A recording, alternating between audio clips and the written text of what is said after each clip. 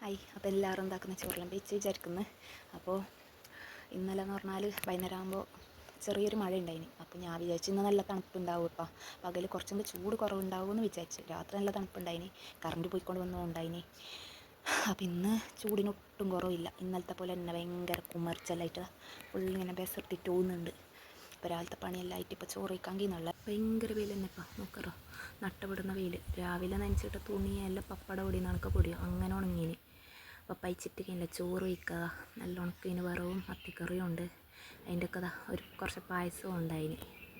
അപ്പോൾ ചോറ് വെച്ചിട്ട് ഇങ്ങനെ ഇരുന്നിട്ടുണ്ട്. പുറമെ ചൂടൊന്നും എന്തായാലും കുറഞ്ഞില്ല. ഫാൻ ഇട്ടിട്ടിരിക്കാൻ വിചാരിച്ചാൽ ഫാനിൽ നിന്ന് വരുന്നതും ചൂട് കാറ്റ് തന്നെ. നല്ല ചൂടിനിരിക്കില്ല. അയൽ വന്നുന്നുണ്ട് തോന്നുന്നു. ഇപ്പോൾ ദൂരെ കഴിഞ്ഞില്ലപ്പം ആണ്.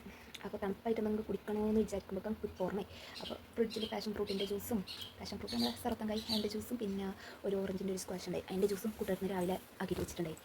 പിന്നെ അത് കുടിക്കണം. ഫ്രിഡ്ജിലപ്പോൾ കൂട്ടുകാരത്തിന് രാവിലെ ആക്കിയിട്ട് വെച്ചിട്ടുണ്ടായിനി ഈ കുപ്പിയിൽ ഒഴിച്ച് വെച്ചത് പാഷൻ ഫ്രൂട്ടിൻ്റെ ജ്യൂസ്. അപ്പോൾ നമുക്കിനത് ഒരു കുപ്പി ഗ്ലാസ്സിലേക്ക് ഒഴിക്കാം. കുപ്പി ഗ്ലാസ്സിൽ ഒഴിക്കുന്ന മാത്രമാണ് നിങ്ങൾക്ക് കാണിക്കാൻ വേണ്ടിയിട്ട്. ജസ്റ്റ് ഉള്ളിൽ മാത്രം കവിയിട്ട് അതിലേക്ക് ഒഴിക്കാം. നമുക്ക് കുപ്പി ഗ്ലാസ്സിൽ അങ്ങനെ കുടിക്കുന്നത് അത്ര ഇഷ്ടമില്ല.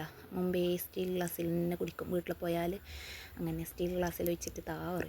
അപ്പോൾ സ്റ്റീൽ ഗ്ലാസ്സിൽ തന്നെ ഒഴിച്ചിട്ട് ഞാൻ മുമ്പേ കുടിക്കൽ.